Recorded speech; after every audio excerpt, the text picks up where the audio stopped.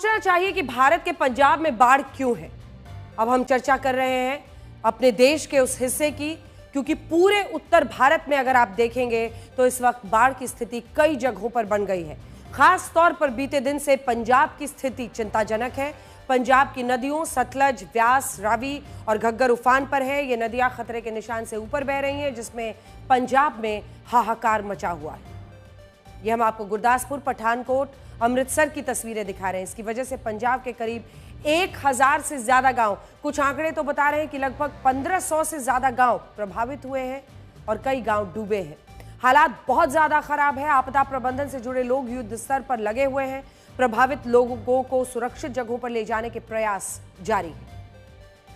इसी वजह से एससीओ बैठक से लौटने के बाद तुरंत प्रधानमंत्री नरेंद्र मोदी ने पंजाब के मुख्यमंत्री भगवंत मान से बात की थी और बाढ़ के हालात की उन्होंने पंजाब में जानकारी दी। पंजाब के 23 में से 12 जिले बाढ़ से बुरी तरह प्रभावित हो चुके हैं।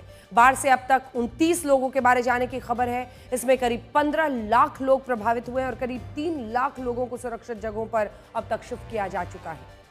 बाढ़ की वजह से पंजाब की खेती पर भी असर पड़ा है। खेती की करीब 3 लाख एकड़ की जमीन, आप सोचिए, प्रभावित हुई है। किस तरह का नुकसान हुआ है, जिससे धान, कपास, मक्का की फसल पूरी तरह से बर्बाद हो गई है।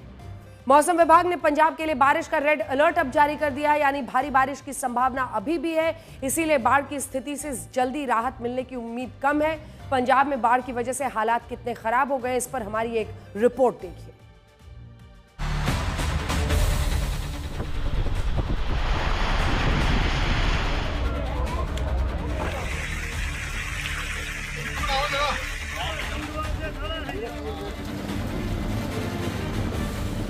आने का मकसद ये है कि कम से कम आपको यहाँ की तबाही दिखा पाए।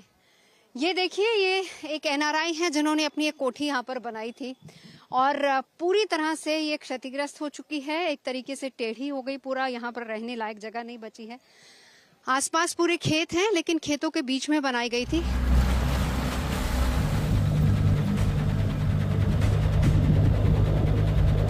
जब बांध टूटा, पानी का फ्लो इतना ज्यादा था और ठीक इधर ये देखा जाए तो ये आखिरी गांव है। यहाँ पर सेना की गाड़ियां लगी हुई थी।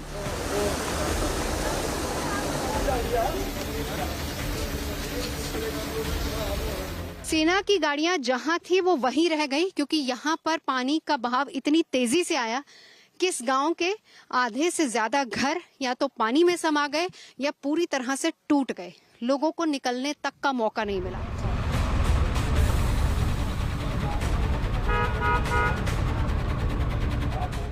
सामने ठीक रावी है जिसका बांध टूटा और इस पूरे इलाके को पानी ने अपनी चपेट में लिया। जिस वक्त पानी आया, आर्मी के ट्रक्स यहाँ पर खड़े हुए थे।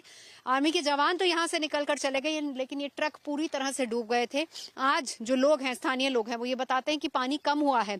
इस वजह से आज धीरे धीरे लोगों ने यहाँ पर आना शुरू किया है।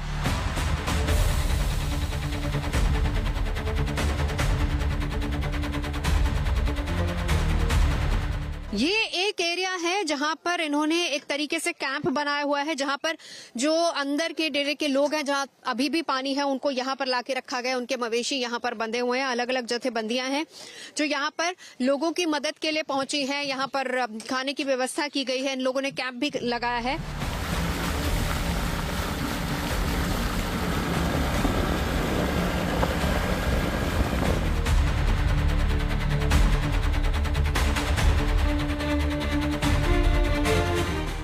अजनाला की स्थिति जो लगातार हम आपको दिखा रहे हैं, जहां पर दूर दराज के जो डेरे हैं अभी भी पानी में डूबे हुए हैं। चिकित्सा व्यवस्था यहां पर पूरी तरह से ठप है और इसीलिए गोगेमाल का ये गांव है जहां पर हम मौजूद हैं। डेरे तो डूबे हैं, लेकिन उसके ठीक बाहर जो गांव का इलाका है, वहां पर इस तरीके के मेडिकल कैंप्स लगाए गए ताकि लोगों को चिकित्सा व्यवस्था मुहैया कराई जा सके, उनको बताया जा सके।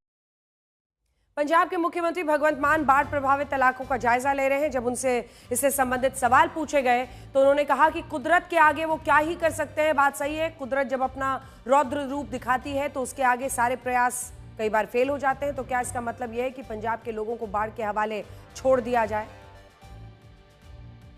कुदरत मुरे की करी, कुदरत की करी, कुदरत मुरे की करी, कुदरत की करी। पिछले 6 वर्षों में पंजाब तीसरी बार बाढ़ की चपेट में है। इससे पहले साल 2023-19 में भी पंजाब बाढ़ से प्रभावित हुआ था।